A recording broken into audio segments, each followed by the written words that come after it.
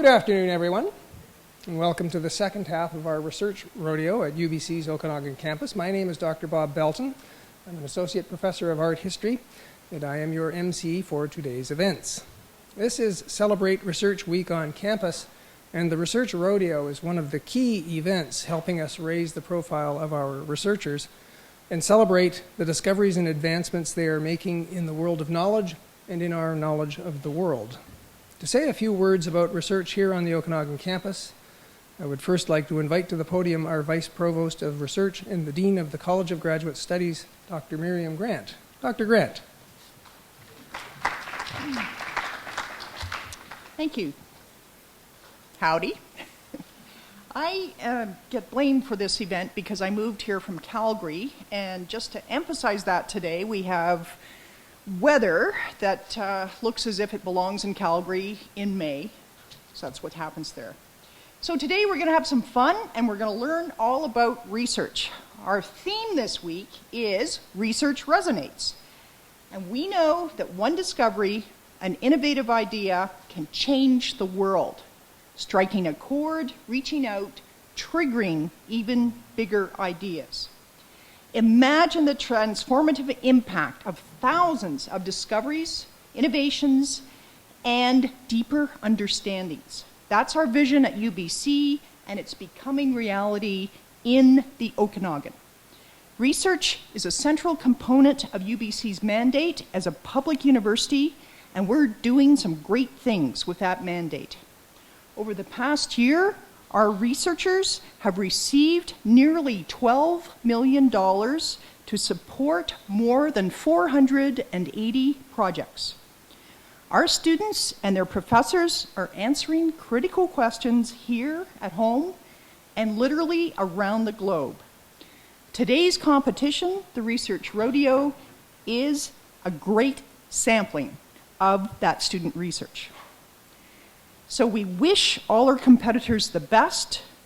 We congratulate you on your research and, of course, your willingness to share that with us.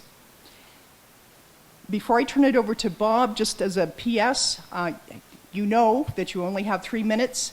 Would everyone please mute their phones? Thank you. Thanks, Bob.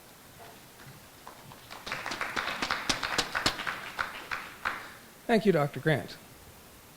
All of a sudden now I'm very self-conscious about where my phone is and what it's doing. We're ready to get going, folks. The Research Rodeo consists of two parts. One part's already elapsed, and that was earlier today when we enjoyed presentations from 9 undergraduate students. In this session, we have 12 graduate students who will make presentations about their research. Now, folks, the clock will be ticking. You can see it over there. Each student has 3 minutes, only 3 minutes. So keep that in mind, 3 minutes, with just one slide to support your presentation. Not all of the students have opted to have the slides, but all have unbounded enthusiasm for the research. And you too have a role to play. These students have great knowledge and passion, and their intent today is to engage the judges and the audience by communicating their research to the best of their abilities. Let me first introduce our distinguished judges for this afternoon. Starting on the right, Phil Johnson, host of AM 1150's Early Edition morning program. Thank you for coming, Phil. In the center are distinguished Professor Deborah Buzzard, Deputy Vice Chancellor and Principal of the UBC Okanagan campus. Thank you for coming. On the left, Kirsten Korberg, Manager of the Office of Research Services. Thank you, Kirsten. Thank you all. Our official timekeeper is Keith Culver, Director, Okanagan Sustainability Institute. Could you wave just to let everyone know where you are? And our official tabulator is Chris Bowerman, Communications Strategist, University Relations, over on the side. Thank you all for agreeing to serve in these important roles. And now first, a few words about our rules. All participants are currently enrolled in degree programs here in the Okanagan campus. Each presenter is only allowed one slide, no animation, no movies, no props are permitted, with the exception of these ones over here, the caution and stop signs. Presentations may be up to 3 minutes long. We are very grateful to the Kelowna Running Room for the use of their very large clock for this competition. When the presentation reaches 2.5 minutes, the timekeeper will display the caution sign, indicating that 30 seconds remain. At 3 minutes, the stop sign appears and the whistle blows. No further remarks are allowed after 3 minutes have elapsed. As usual in these competitions, the judging panel's decisions are final.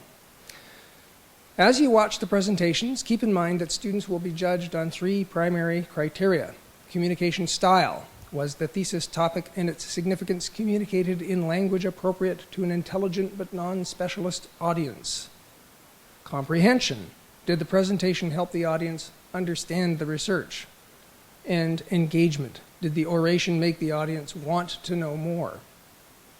We hope you will pay keen attention to the presentations because everyone in the audience is invited, indeed encouraged, to vote for the People's Choice Award. Ballots for this award are available at the table at the door, and this is the same location that you will place your completed ballots afterwards. We strongly encourage you to participate. The ballot scores will be tallied following the last presentation. I should also note for our presenters that this event is being streamed live, so anyone can watch from anywhere in the world. That means you should speak very directly into the microphone and try not to be nervous. Easier said than done, I know. We thank all our colleagues in IT, media, and classroom services for their great assistance and support for the Research Rodeo. So what do you think? Should we get started? Yeah, I think we should. Your first Research Rodeo graduate student presenter is Amy Botta, whose supervisor is Dr. Sanjoy Ghosh. Insights into cardiac glutathione homeostasis during diet-induced obesity. Amy.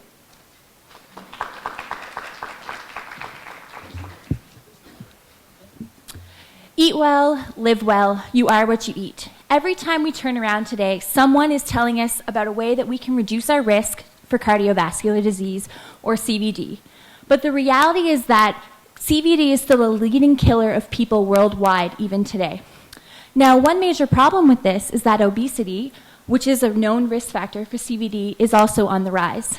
Today, in North America, 60% of people are classified as overweight, and 25% of people are classified as obese. Now, underlying obesity and cardiovascular disease is a condition known as oxidative stress. Now, oxidative stress occurs when you have an imbalance of reactive oxygen species. So reactive oxygen species are produced when you breathe oxygen in. Some of that oxygen gets used in your body and turned into ROS. Now, this ROS needs to be removed, otherwise it can cause severe damage, and that's why I've kind of shown it as an angry sort of situation. Now, we've known for years that diet can affect obesity and diet can affect CVD. And in fact, in the 60s, in an attempt to try to reduce CVD rates, butter was replaced in our diet with a heart-healthy alternative known as corn oil. But unfortunately, this didn't actually decrease our rates of CVD. So going back to reactive oxygen species, in the heart, there is one main antioxidant, glutathione, which I consider the superhero of the heart. Now, what it does is it actually interacts with this reactive oxygen species, and it can turn it into water. But in doing that, our superhero becomes a supervillain, glutathione disulfide. Now, you can then convert this supervillain back into a superhero, but unfortunately, it does depend on what you have available in your body. And so this is where my project comes in. I'm going to take 3 types of fat, butter, olive oil, and corn oil, feed them to mice, and look at the effect on the heart. I want to look at that glutathione regulatory pathway and see what happens. So with the different fats, do I see an increase in glutathione in some situation? Do I see a decrease? Is there an impairment in any pathway concerning our superhero and our supervillain? And so the overall goal of this project is to provide more insight into how our fats, the fats we eat every day, change our diet. So eventually we really can eat well, live well, and reduce our risk of cardiovascular disease. Thank you.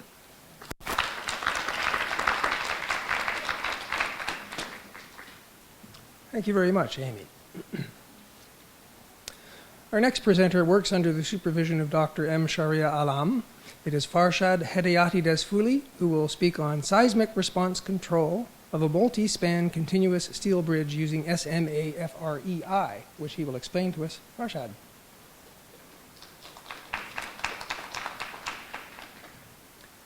Hello, good afternoon, everyone.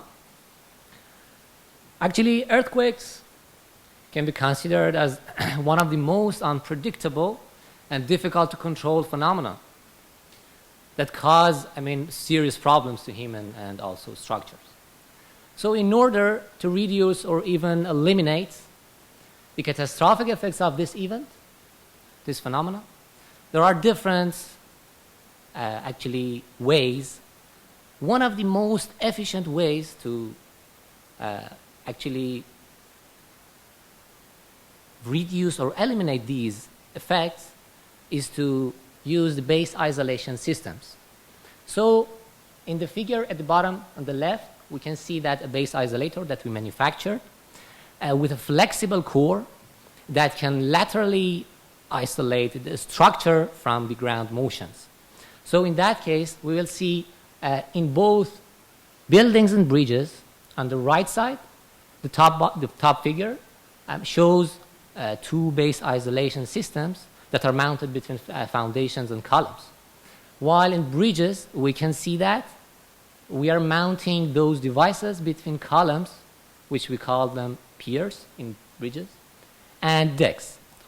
So in that case, a schematic behavior of buildings is shown in the top figure on the left side. We will see that effectively we can control the displacement of the structure, the building, under the earthquake using those devices which are mounted at the base of the the structure. Actually, another important thing that we can anticipate, we can expect from that device is dissipating the energy that is transferred to the structure, because we know that earthquake has their powerful energy. If it transfers to the buildings or bridges, they can actually cause very important serious problems. So overall, we're expecting to significantly reduce or eliminate those effects generated by earthquake. Thank you.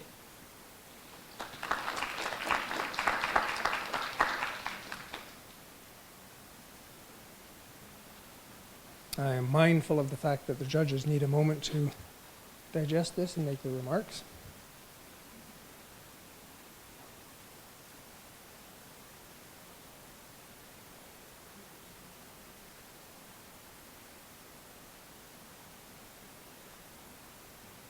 Everyone breathe deeply.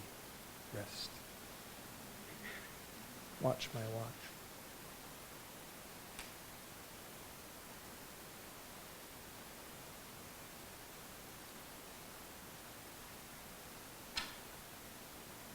Our next presenter is also supervised by Dr. Sharia Alam. Anant Pargi will present on numerical and experimental evaluation of seismic performance on RPC beam column joints reinforced with BFRP composite bars in stirrups. Welcome.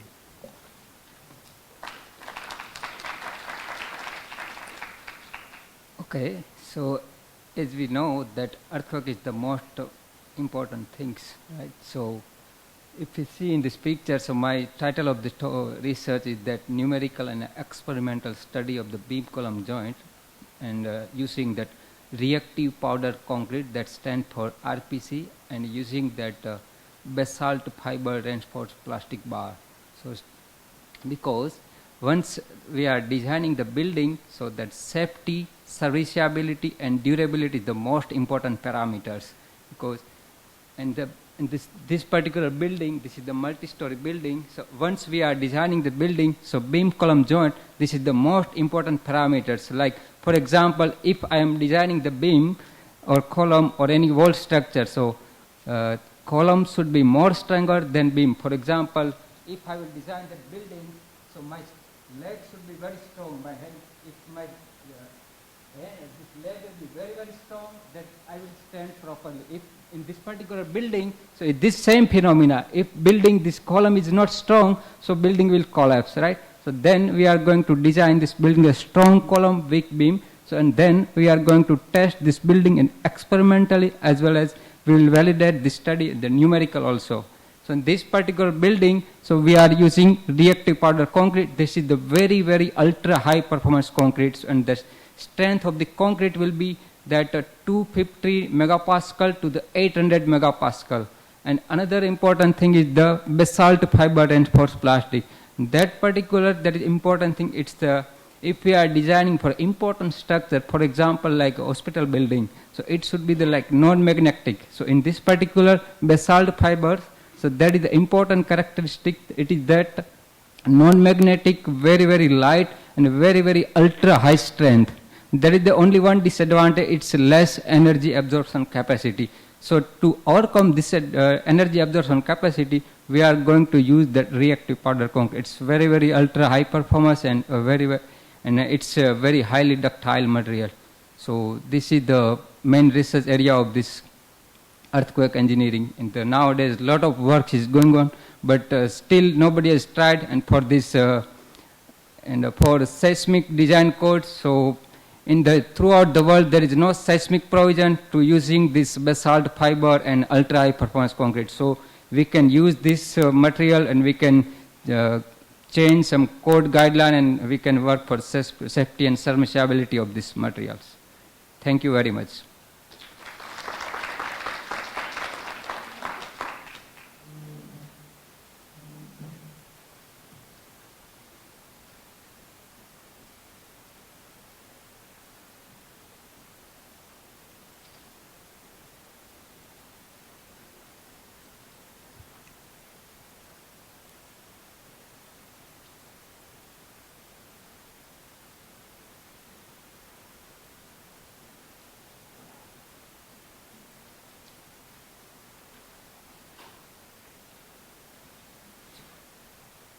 Our next presenter is a student of Jose Carlos Teixeira. Imad Awad will speak to us on the effectiveness of the healthcare system to new immigrants in BC. Imad.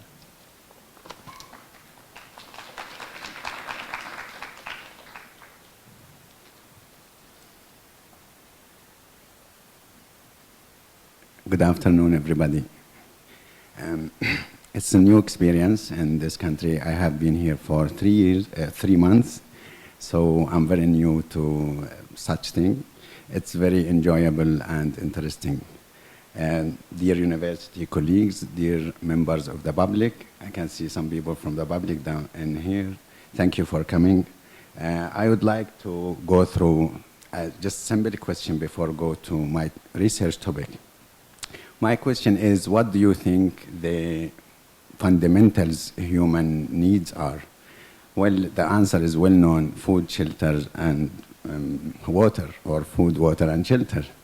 But nowadays we are living in a very complex life, and with advanced technology and a lot of stress.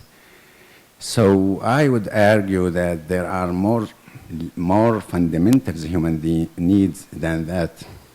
And what's always come to people's attention is education and healthcare, or healthcare service.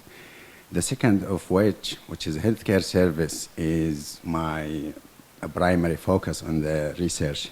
So what we're gonna do in this study, we will try to find if the group of people living in the community are facing any barriers in accessing healthcare service. As you know, healthcare, people can meet their healthcare not merely by the availability of the clinics or hospitals, but by the quality of care they provide, and also by the accessibility to these healthcare facilities. So what we're gonna do on this study, we finished already the first part, which is we put our research topic and objectives. The second part will be maybe during summer, and we're gonna go to the field outside and interview people, subject of the study, and that people will be representing the population. Our population is recent immigrants to BC. However, the result may be generalized, and we'll look at the result at the end and see whether these barriers on accessing healthcare are limited to immigrants or for everybody, immigrants and native-born population. After interviewing the people and getting up the data, and we analyze, do some statistical analysis on data, and we draw up our conclusion, which is the result. Based on our result, we will go and write down the recommendation to the policymakers in health sector. I cannot speak anymore. However, I can say thank you very much for everyone.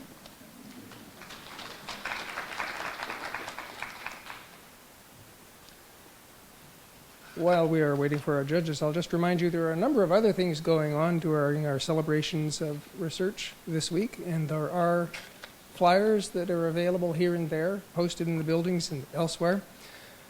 Just alluding to the fact that there are activities going on later today. There's an education book launch at 4:30 today, and on both Thursday and Friday there are a number of activities, including a research gala to which the winners and everyone will be invited on Friday. So have a look for that. All sorts of things going on to celebrate the production of new knowledge on campus here. Are we done over there? Our next presenter is Andrea Hyde, who works under the supervision of Dr. Blair Spearman.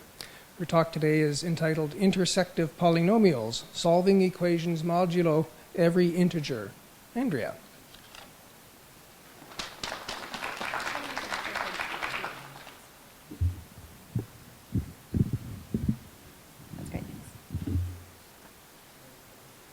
Hi, everybody. Thanks so much for coming in today.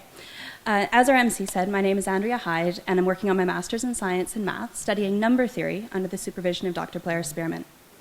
My work is in something called intersective polynomials. Now, in order to understand intersective polynomials, there's two things I'd like you to think about.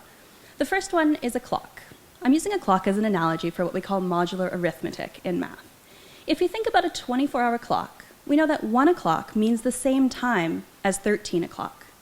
In math speak, we say that 1 is congruent, or 1 is equivalent to 13, modulo 12. So we're working in classes of numbers that have 12 numbers in them. Another analogy that we use in everyday life is days of the week. We know that if the first is a Tuesday, 7 days later, the 8th is also a Tuesday. So 1 and 8 are congruent modulo 7. The next thing I'd like you to think about is polynomials. If you go back to about grade 8, the teacher probably would have put something on the board that looked like x squared plus 2x plus 1 is equal to 0, and asked you to find solutions for that. And you would have factored it, and you would have found a solution. I'm still doing the same kind of thing, except I'm squishing those two concepts together. When I work with polynomials, one of the ones that I'm working with right now is x squared plus 3 times x cubed minus 23, congruent to 0, modulo m. Okay, well, what's m? These polynomials are interesting because they don't have solutions over our regular integers, our everyday positive and negative counting numbers. I can't do that grade 8 thing and solve them. However, if I do work modulo an integer, I can find a solution. So this polynomial that I'm talking about has solutions modulo 2, or it has solutions modulo 5, or modulo 365, whatever I want to solve for I can find. Okay, well, what good is that? What does that matter? In math, we have something called the local global principle. And the local global principle tells us that if you can find solutions in a local area, modulo some integer, you should be able to find them globally for all integers, except in our case, we can't find them over the regular integers. So this is an interesting counterexample. What I think is really cool about number theory is that number theory is the skeleton for all other types of math. Number theory underlies all math that gets done. All the other branches rely on it. Another thing that I think is really neat about this is that this is very theoretical work. You can see I'm not building bridges. I'm not working with cardiovascular disease. But I am here simply because I find this so intriguing. These are really beautiful and elegant solutions that are coming out of this work. And I can't help but find that intriguing. And I think that's what university is really about. Albert Einstein said that pure math, in its way, is the poetry of logical ideas. And that's what I love about number theory. Thanks so much for coming in today.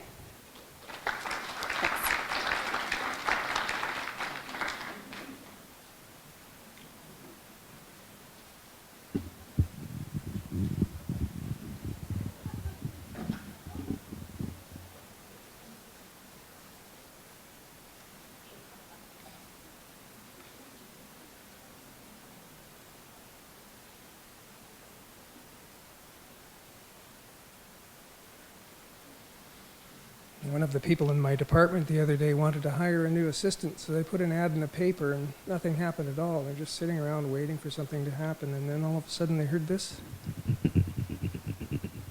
Where's that coming from? They went over and opened the door, and there was a little dog there. And they're bored waiting for somebody to apply for the job, so they said to the dog, you're not appropriate for this job. I'm not going to give you the work. The dog kind of, one of those dog looks, and so the person said as a laugh, well, you have to be able to type. Damned if the dog didn't go over to the computer, start typing everything out. It was perfect. The employer says, I'm not sure what to do about this, but you have to put all those files in alphabetical order. Bang, it's done. Dog's kind of looking happy now, like I got my teeth into this thing. Employer says, I can't give this job to a dog. This is ridiculous. Gets out the job description, looks down, see what else there is there. I know. It says here you have to speak 2 official languages. Dog goes, meow.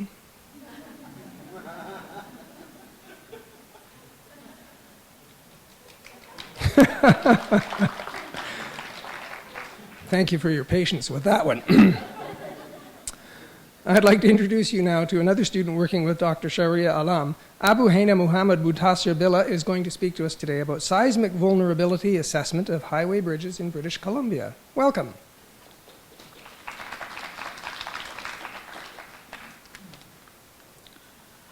Earthquake. Everybody present here is somewhat familiar with the term earthquake. It is one of the most frightening and destructive natural phenomena that the world has experienced so far. We know that we cannot control earthquake, but we can definitely take some measures to reduce its damage and consequences. British Columbia is one of the most seismically active and densely populated province in the Canada. And being the Canada's Pacific gateway, British Columbia's highway infrastructure have a huge impact on the overall Canadian economy. Seismic safety and security of these highway bridges during an earthquake and after an earthquake is one of the major concerns to ensure continuous transport facility and emergency and evacuation road. So why are we doing this research? British Columbia Ministry of Transportation is responsible for more than 900 highway bridges in the highest seismic zones of Canada. And many of those were built more than 40 years ago when there was no seismic design guidelines in the Canadian Highway Bridge Design Code. So if an earthquake of moderate intensity occurs, there is a possibility that many of them will suffer from extensive damage or they will totally collapse. So there is a need for reliable method to assess the seismic vulnerability and the current condition of these bridges. Seismic fragility indicates the conditional probability of damage.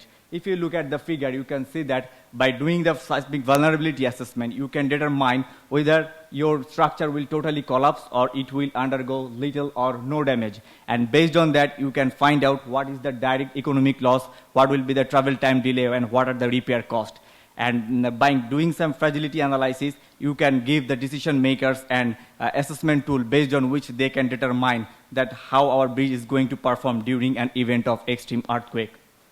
So as a first part of the study, we are developing the detailed inventory of the bridges in British Columbia based on, depending on their type of construction, year of construction, what were the construction materials, and so many other things, and also the span lengths, where are they located. We will be developing the fragility curves. These are known as the fragility curves for different types of bridges based on their soil condition and their seismicity, because the seismicity of Kelowna is not same as that of in Vancouver or Victoria. So we have to consider all kinds of different scenarios. We will be developing fragility curves with confidence bounds to incorporate the randomness and uncertainty associated with these developed fragility curves. And based on the outcome of this study, we will be able to identify the most vulnerable bridges and propose some efficient retrofit techniques to improve the condition of the highway bridges. Using this result, the bridge engineers will be able to identify that what measures need to take. And based outcome of this study will definitely help to improve the current condition of the BC bridges and help us to get a safer highway network. And finally, I would like to say that if we know what is the risk, then there will be no risk. Thank you.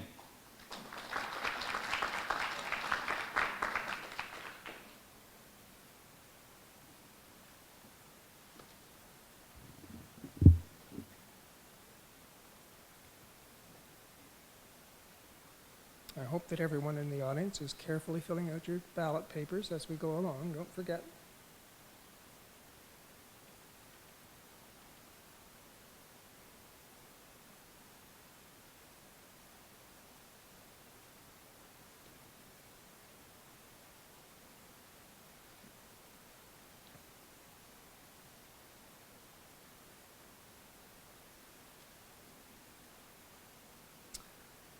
next presenter works under the supervision of a cross-faculty team, Drs. Humayun Najaran and Dr. Alexandra Dulich. His name is David Kadish, and he'll be speaking to us today about the importance of context in artificial intelligence. David.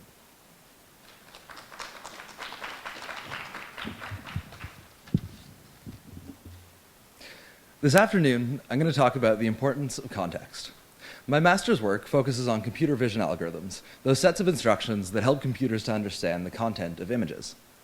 I'm exploring the idea that you can combine many different representations of an image to get a more accurate assessment than from any one representation on its own. I'd like to illustrate how computer vision works with a popular story. A group of 6 blind men decided they would like to meet an elephant. The men travel to a reserve in Africa, are brought to the elephant, and stand all around the elephant while each one touches it to get a sense of how it feels. The first man, touching the elephant's side, declares that it is a lot like a wall. The second, touching the elephant's tusk, declares that the elephant is a lot like a spear. The third, feeling its huge ears, is positive that this elephant must be a lot like a fan. This continues until they have each come up with an entirely different conception of what an elephant is. Computer vision algorithms work a lot like that. Computers have many different ways of representing images. On the left side of the screen up here, I've illustrated 3. The first image is a representation of the visual texture of the apple. The second one is a representation of the apple's hue or color. And the third is a representation of the shape of the apple. You can see those right there.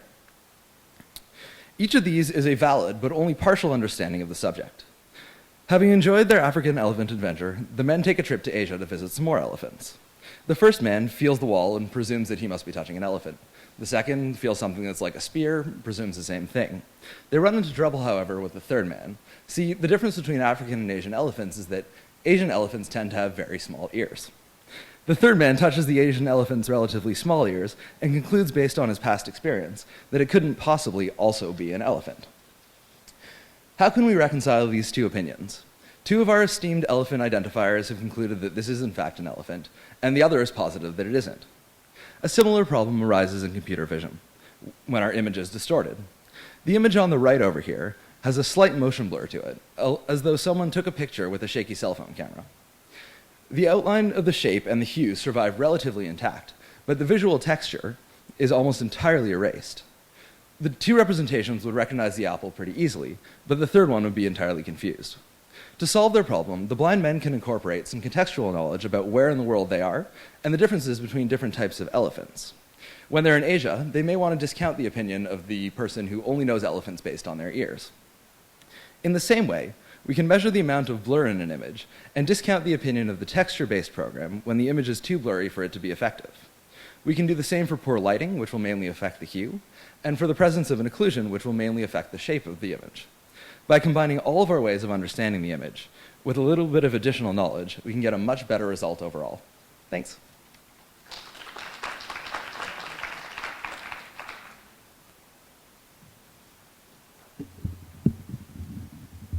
Now, the other day I was doing some research on degrees and return on investment. I don't know if you've heard of that concept or not, but it costs you so much to go to school, and how much are you likely to make over a lifetime? All of the degrees were listed there: anthropology, psychology, engineering, et cetera, et cetera. I did not see elephant identifier on that list. So I'm going to assume that the return on investment is very low there. I'd kind of like to have an elephant identifier t-shirt or something like that. It's an interesting concept. Our next presenter is Christine Alaclet, who works under the supervision of Dr. Miranda Hart. She's going to speak to us today about microbial community formation and dynamics in plant groups. Christine.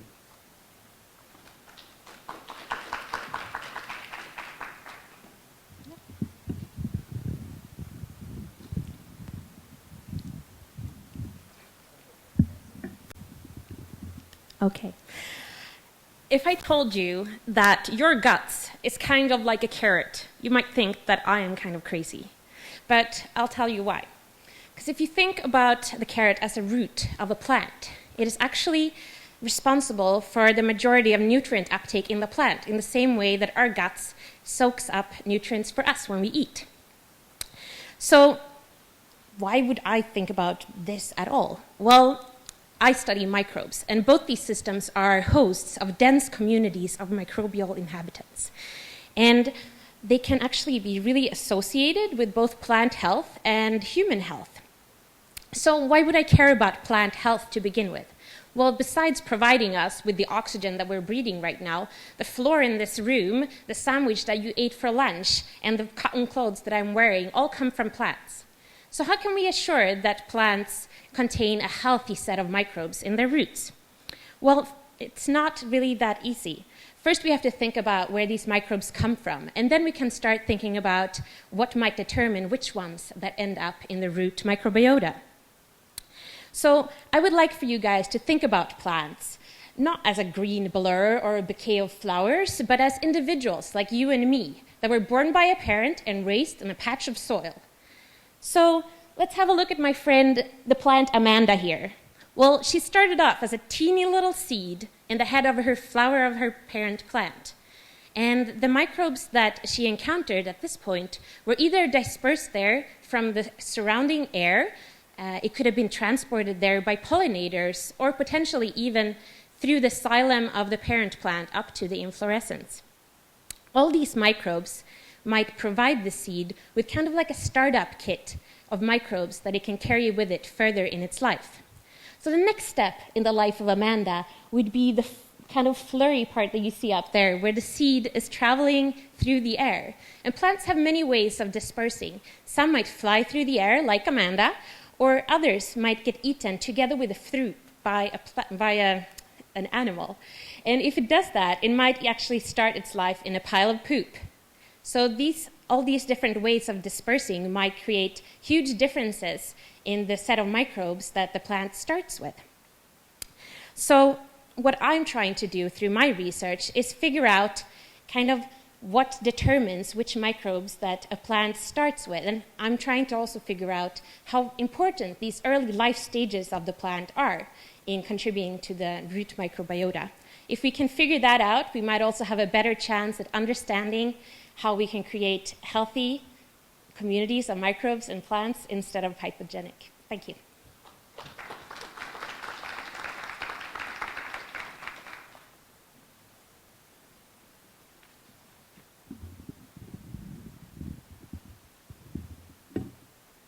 I'm continually amazed at how clever, creative, and industrious these people are. Doesn't that move you? You deserve a slap on the back, all of you, for your energy and the variety of your themes. It's nothing short of astounding.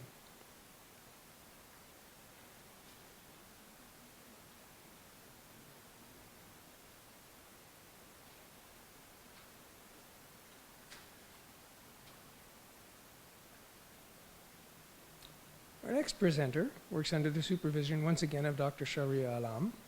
Kader Siddiqui will present to us on seismic performance of concrete structures reinforced with shape memory alloy, also known as SMA. Kader.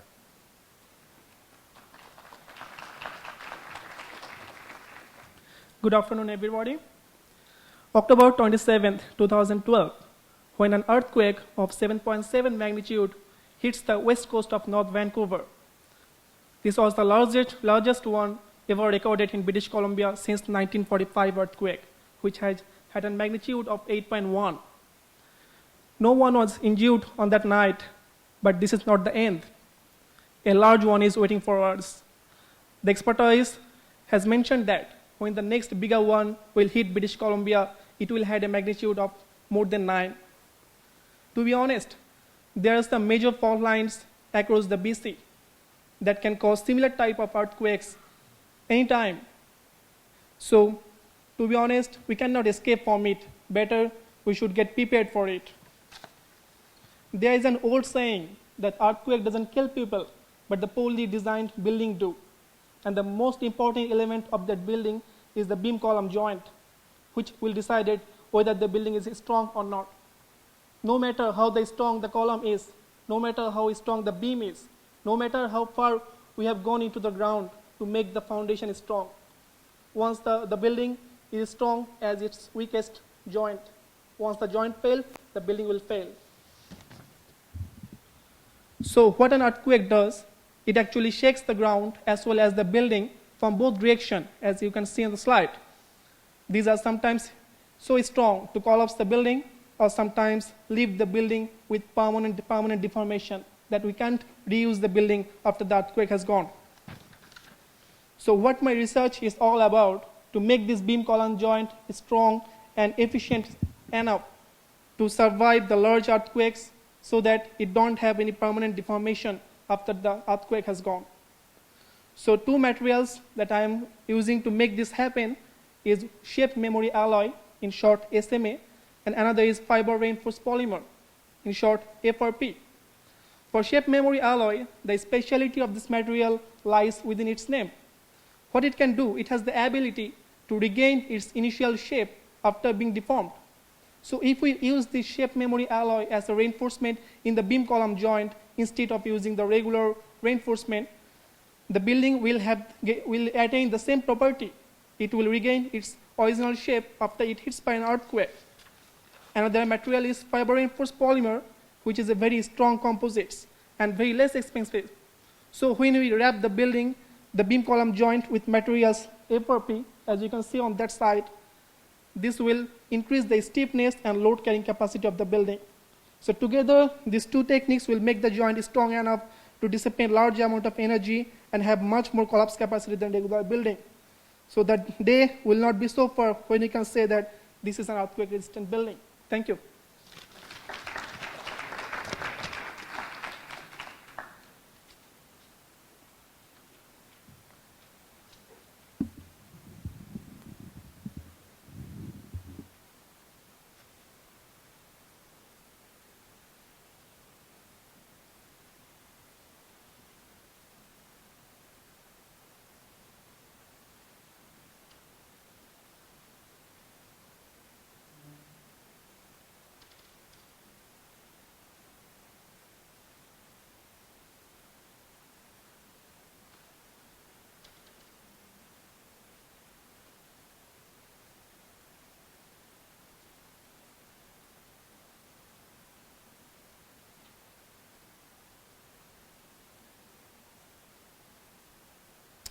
Our next presenter is Robert Hermosillo, who works with Dr. Paul van Donkelaar. The talk is titled Internal Models in the Human Brain. Robert.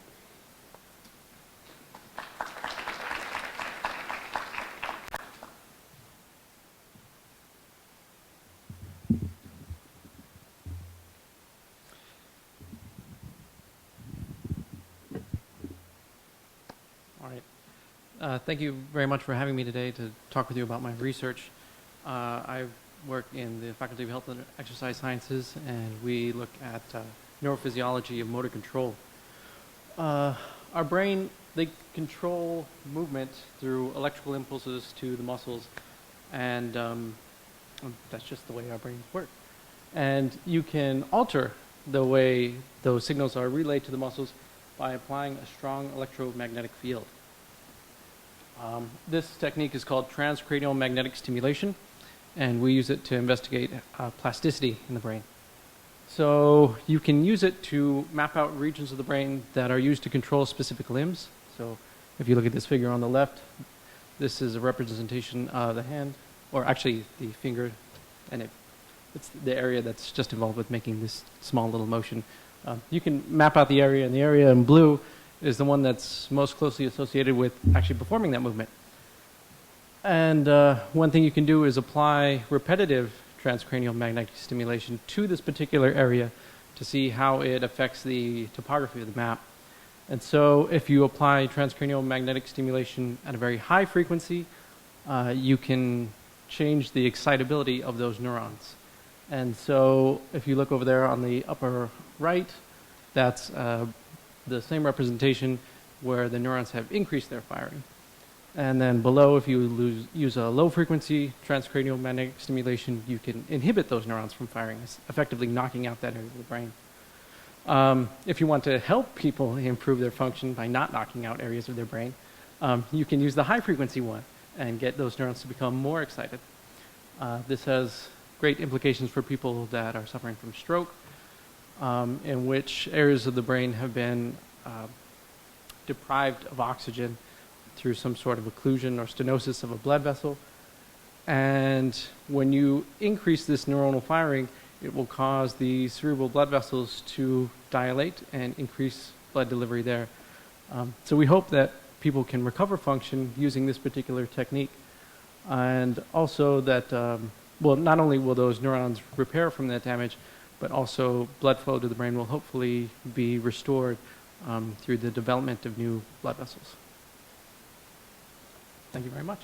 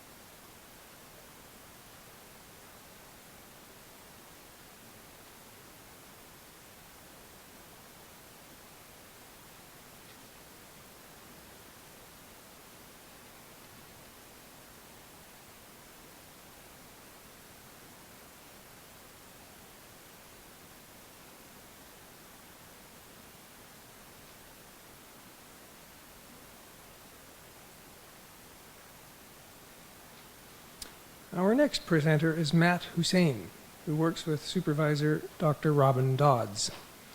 Matt's title is Tacit Manipulations in Legitimizing Accountability and Transparency Through Development Assistance, an Institutional Ethnography on the World Bank in Bangladesh. Is Matt here? There you are. Come on up, Matt.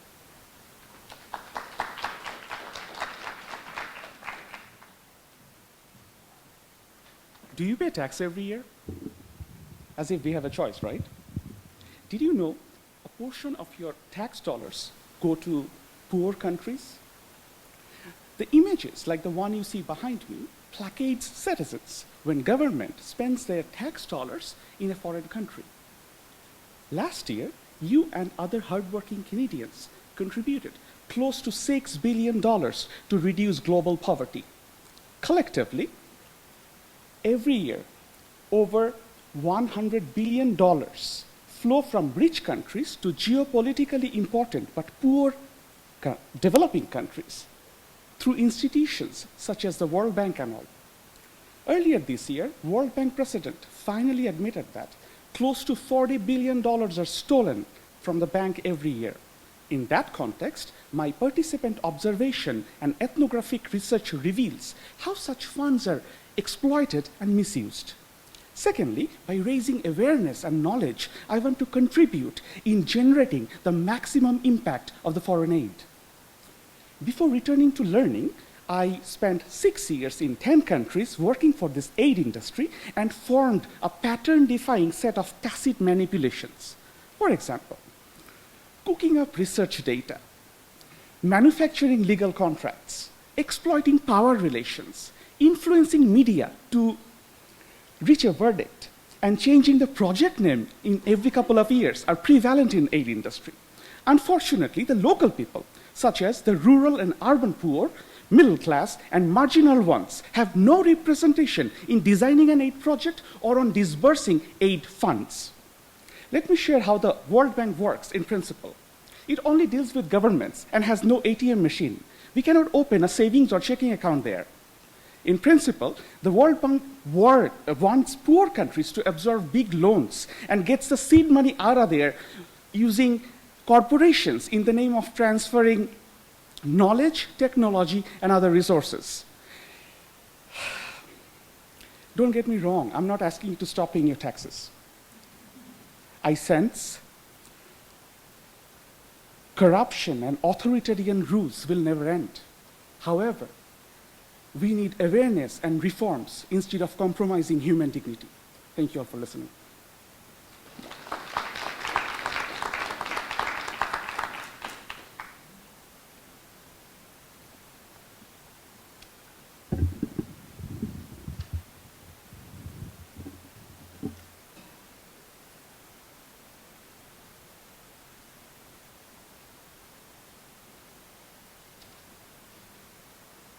I can see a number of you writing dutifully on your ballots. I'm encouraged by that. Please continue.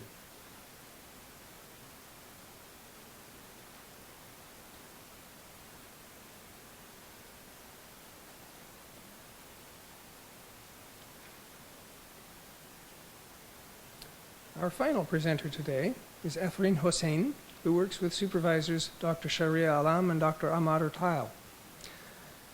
The title of the presentation is Seismic Performance of Concrete Buildings Reinforced with Super Elastic Shape Memory Alloy Rebars.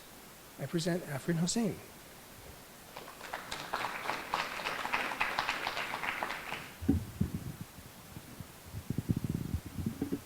Thanks. Again, I'm here with earthquake. I think you might be a bit bored. Anyway, buildings are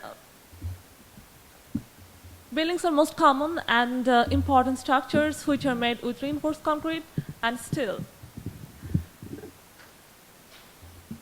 For example, I'm taking a building, and if I hit it with earthquake, then what will happen? It will undergo excessive deformation like this, and after that, even after the removal of the earthquake, it will be like this. That means it will be tilted. And if it is deformed like this, then what will be the psychology of the occupant of that building? They will say that, oh my God, I don't want to stay in there.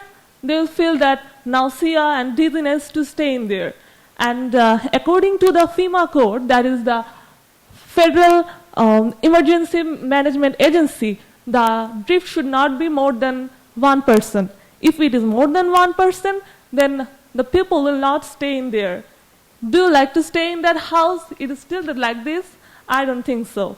So what we can do is that we can use some robust material, and that is the shape memory alloy. And definitely the shape memory alloy is a material, and the distinct characteristics of the material is its capability to come back to its shape even after the removal of the unloading, I mean the earthquake. So what I did in my study is that I applied shape memory alloy in different buildings. That is the 3-story, 6-story, and 8-story. And what I found is that after applying SMA, the building was like that. And now the building was, after applying the SMA, it's like this.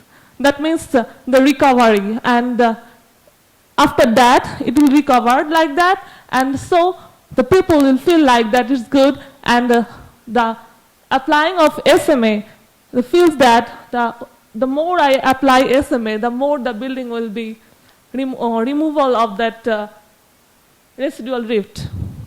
So that's the beauty of SMA, that it's applying more and it will get the structure recovered that drift, and definitely it will reduce the economical cost even after the removal of the earthquake. So thanks for your time.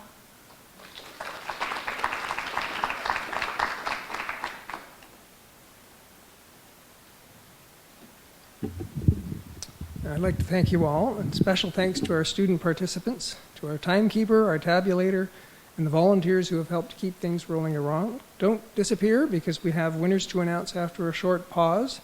So relax, have something to drink and a cookie. We'll announce our top 3 presenters and the People's Choice Award winner in just a few minutes. Thank you.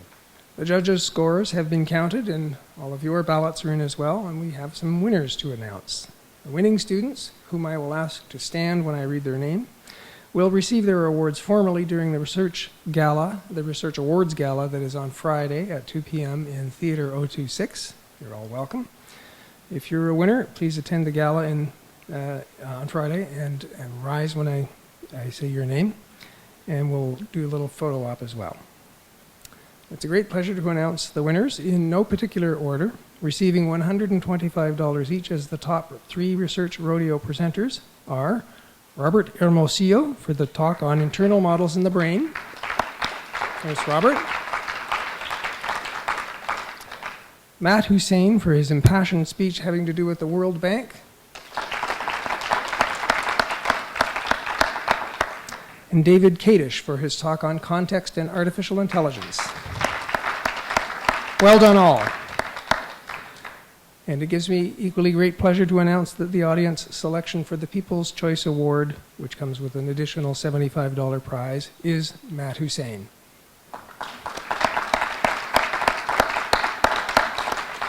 We're going to ask you three to come up for a photo op in just a minute, but thank you all for being here. It's a wonderful thing. I am continually astonished at the incredible creativity and industry of these people.